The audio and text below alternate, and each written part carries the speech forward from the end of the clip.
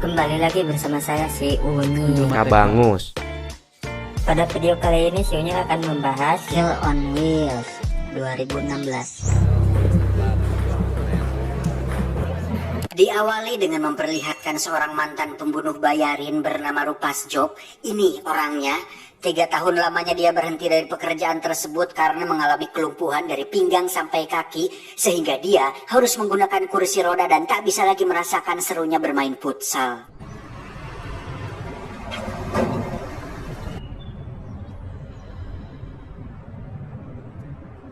Suatu hari Rupas Job pun tak sengaja bertemu dengan 2 penyandang disabilitas lain. Ada Barba yang masih bisa dipaksakan berjalan meskipun harus oleng-oleng sedikit dan juga mengalami tremor pada kedua tangannya. Dan satu lagi ada Dani mengalami kelainan tulang punggung sehingga selain harus menggunakan kursi roda, Dani juga harus sering rebahan untuk mengurangi rasa sakit di punggungnya.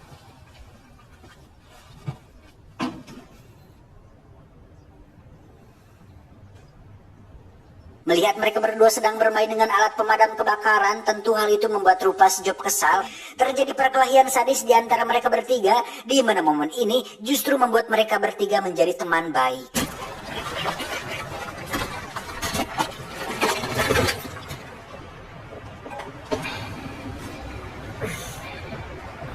Hát persze, hogyha nem használod az izmaidat, akkor elhalnak.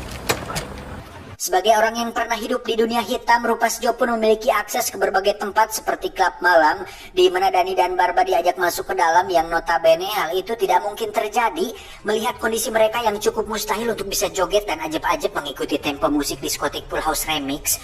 Namun tidak ada yang tidak mungkin di dunia ini jika ada cuan, karena dengan cuan, Rupas Job meminta mereka para penjaga untuk menuntun dan menggotong mereka untuk kemudian minum bersama dan menikmati orang-orang yang sedang berpesta. Dani pun sempat berpikir, sudah mah disabilitas, maksiat lagi. Suatu hari saat Rupas Job sedang bekerja, muncullah Dani dan Barba yang kebetulan ingin menemuinya. Namun karena waktunya tidak tepat, mereka pun disuruh untuk minggir dulu. Ada 4 preman yang harus diajak negosiasi oleh Rupas Job, di mana mereka nampak meremehkan kondisinya yang difabel. Hingga saat Rupas Job menghina balik, si preman pun akhirnya kesal kemudian menusuk paha Rupas Job, yang mana hal itu sangat sia-sia sekali karena selain kakinya lumpuh dan tidak merasakan apa-apa, Rupas Job pun langsung menembak mereka berempat sampai tewas saat itu juga.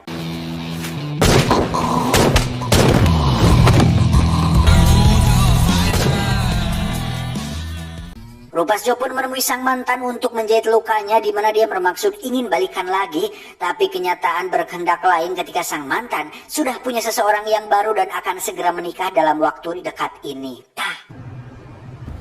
Hozzámegyek. Galau karena hal tersebut, Rupas Job pun nekat pergi ke sebuah jembatan layang. Namun karena tidak bisa bunuh diri dengan meloncat, karena boro-boro loncat berdiri saja susah, akhirnya beliau pun menggulitikan dirinya sendiri dari atas tangga yang justru membuat penderitaan baru untuk tubuhnya sendiri. Singkat cerita, kita akan melihat bosnya dari Rupas Job, namanya Rados. Ini bebenguknya, seorang mafia yang gemar mengoleksi anjing galak, di mana beliau memiliki tugas baru untuk Rupas Job, yaitu membunuh seseorang yang penting tepat di pusat kota. Selain tidak akan dicurigai karena orang akan berpikir tidak mungkinlah seorang penyandang disabilitas menjadi pembunuh bayaran, karena koprol dan egrang saja susah apalagi membunuh. Satu syarat yang diajukan Rados yaitu tidak boleh ada orang lain yang ikut campur atau membantunya, karena ini adalah misi rahasia yang tidak boleh ada orang lain yang mengetahuinya. Annyi, tudod? Di sisi lain kita akan melihat kehidupan normal Dani dan Barba, di mana Dani ini sangat pandai sekali menggambar dan bercita-cita untuk membuat sebuah komik dengan Rupas Job sebagai tokoh utamanya. Dan karena alasan itu pula lah mereka berdua mau diajak mengikuti aktivitas yang dilakukan oleh Rupas Job ini. Dengan pura-pura memberi makan burung, Rupas Job pun mengajak Dani dan Barba untuk ikut mengintai si target, yang mana strategi tersebut berhasil membuat si target terbunuh tanpa dicurigai sedikit pun.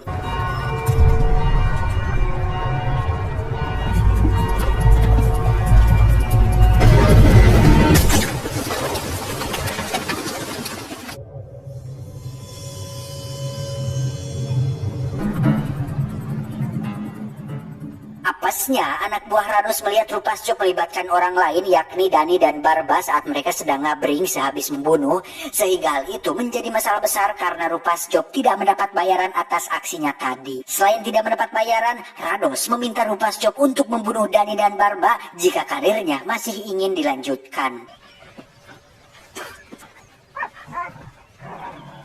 Tak punya pilihan lain, Rupas Job pun terpaksa mengajak mereka berdua memancing ke danau, yang mana tugas membunuh Dani dan Barba merupakan tugas paling mudah dalam sejarah pembunuh bayarannya, karena selain tidak memerlukan senjata dan strategi yang ribet, hal itu sangat-sangatlah mudah karena hanya dengan mendorong mereka berdua ke air. Tentu hal itu akan membuat mereka tenggelam karena tidak bisa hanyut ke daratan. Kita kena ke.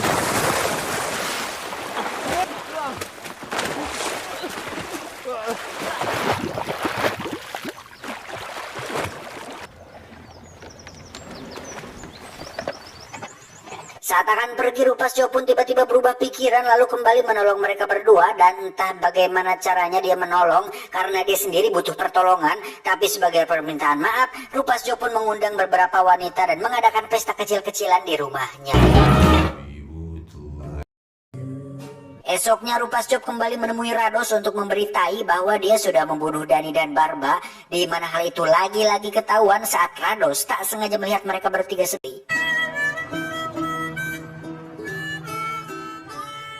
Untuk memberi pelajaran kepadanya, Rados pun menjebak Rupas Job dengan menugaskan dia membunuh seorang target, di mana target tersebut katanya hanya memiliki 3-4 pengawal, sehingga hal itu akan cukup mudah untuk dilakukan. Tanpa pikir panjang, Rupas Job ditemani Dani dan Barba pun langsung pergi ke lokasi, di mana mereka berdua disuruh untuk menunggu di mobil, sementara dia akan masuk sendirian dan melakukan aksinya tersebut. Dark shades and your Benjamin crown. Now won't you come see me outside the town? On the far side of town.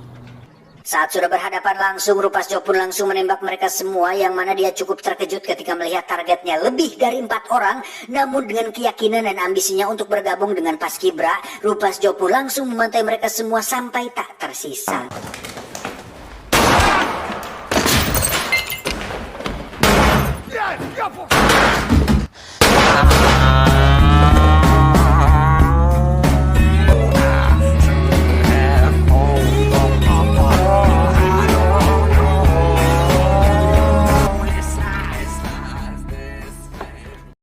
Dan setelah semua selesai, tak lama terdengar suara sirine mobil polisi, sehingga situasi ini semakin merepotkan, di mana Dani akan mencoba untuk mengalihkan perhatian, sementara Barba akan menabrakkan mobilnya ke gerbang agar Rupas Job bisa lolos dari sana.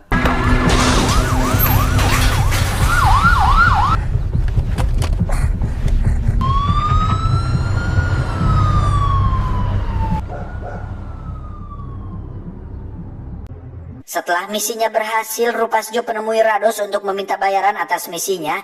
Namun Rados yang terkejut sekaligus bingung bagaimana dia masih tetap hidup, langsung menggantungnya pada sebuah tali dan meninggalkan dia sendirian di sana.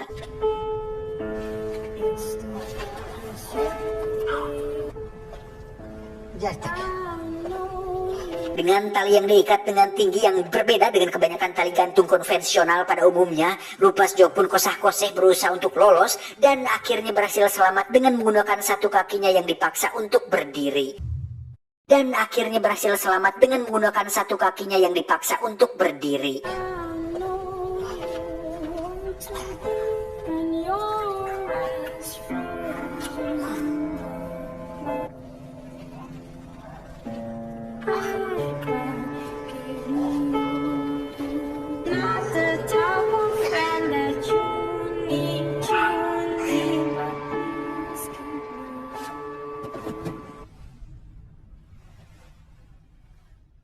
Singkat cerita, tepat pada hari pesta pernikahan mantan kekasihnya, Rupas Job pun datang sesuai undangan dan membuat kekacauan di sana, di mana itu menjadi masalah ketika beberapa teman si mempelai pria mengganggunya saat pesta sudah usai. Beruntung ada Dani yang datang, di mana dia mengancungkan sebuah pistol yang langsung membuat mereka semua ketakutan dan tak mengganggunya lagi. Esoknya Rupas Job CS pun berniat untuk membalas dendam kepada Rados dengan mendatangi rumahnya ketika dia sedang sendirian. Lantas dengan sebuah tabung pemadam yang sudah diletakkan, Rupas Job pun menembaknya sehingga membuat semua anjing galaknya kabur meninggalkan Rados.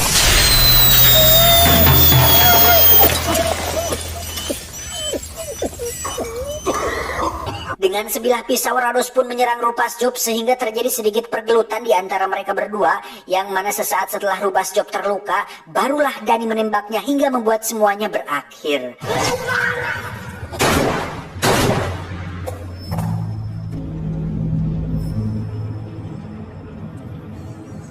Setelah Rupas Job tewas, Dani pun mengambil semua uangnya dan melanjutkan kembali hidup normalnya, hidup disabilitasnya dengan menjadi seorang pengarang komik dengan Rupas Job sebagai tokoh utamanya.